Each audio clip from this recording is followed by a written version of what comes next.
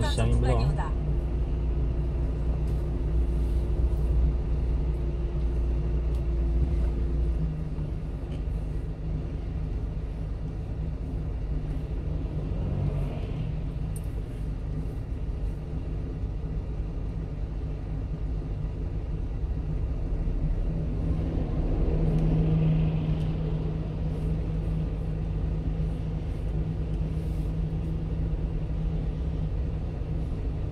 성전의 어느 부분에서 있었을까입니다. 이를 위해서는 먼저 예수님 당시의 성전 구조에 대해 알아야 합니다. 헤롯 왕은 기존에 있던 하수모니안 시대의 성전을 허물고 2배 이상 더 크게 확장했습니다.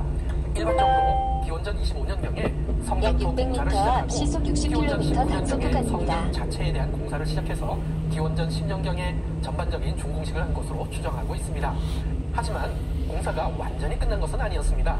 여전히 성전 주변의 카르도는 완공되지 않아 공사는 계속되고 있었습니다.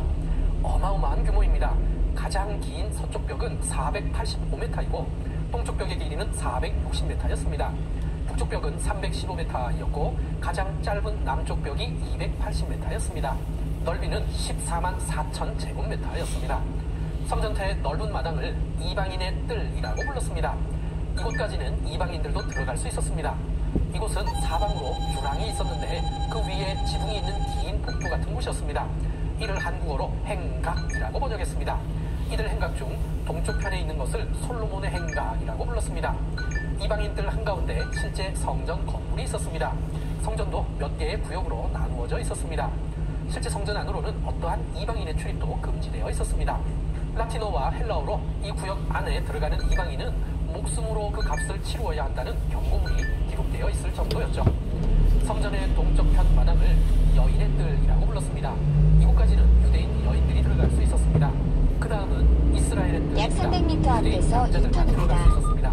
그 다음은 성소인데 제사장들만 들어갈 수 있었고 성전의 가장 안쪽은 지성소인데 이곳은 대제사장만 들어갈 수 있는 곳이었습니다.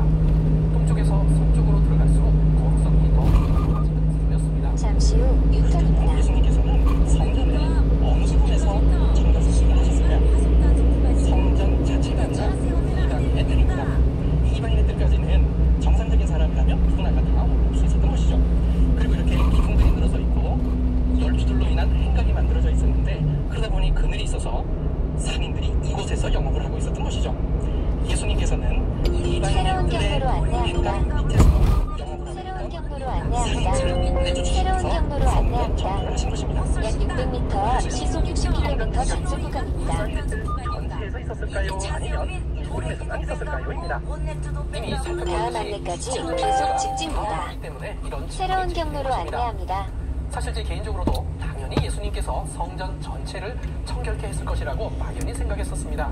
하지만 대부분의 학자는 성전의 규모로 볼 때 예수님 혼자서는 이방인의 뜰 전체를 다 청결하게 하실 수 없었을 것으로 봅니다. 예수님의 성전 청결 사건이 이방인의 뜰에서 영업하고 있는 모든 상인들과 판정상들을 다 내쫓기 위해서는 예수님 혼자가 아니라 많은 수의 지시자들이 함께하는 대대적인 사건이어야 합니다. 만약 그랬다면 어떻게 됐을까요? 성전 북쪽에 있는 안토니아 요새의 로마 군인들은 이를 성전 토요 사태로 여겼을 것입니다. 그랬다면 로마 군인들이 출동해서 무력 진압과 함께 대대적인 진압 작전이 펼쳐졌을 것입니다. 하지만 그런 일은 없었습니다.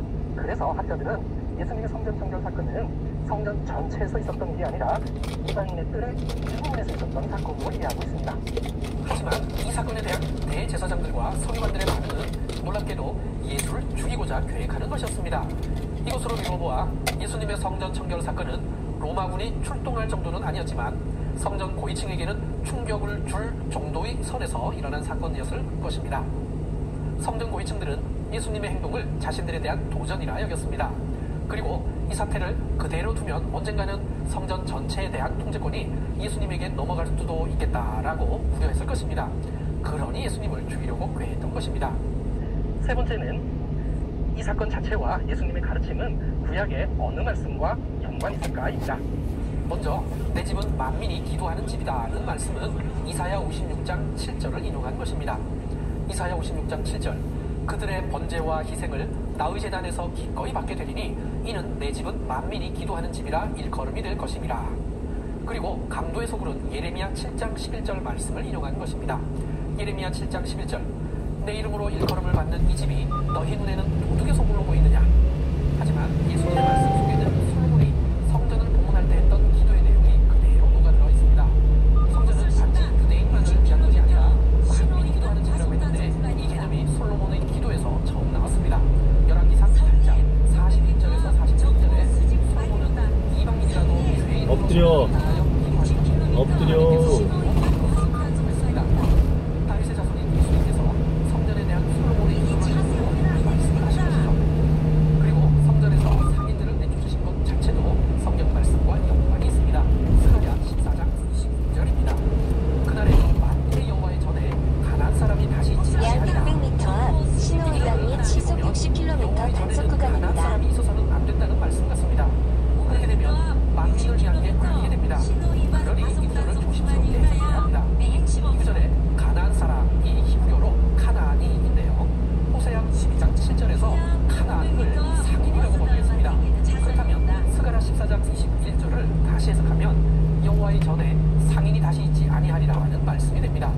그러므로 성전 청결 사건 자체도 스가랴 14장 21절 말씀을 이루신 사건입니다. 가장 두려운, 가장 공감하는 실생활의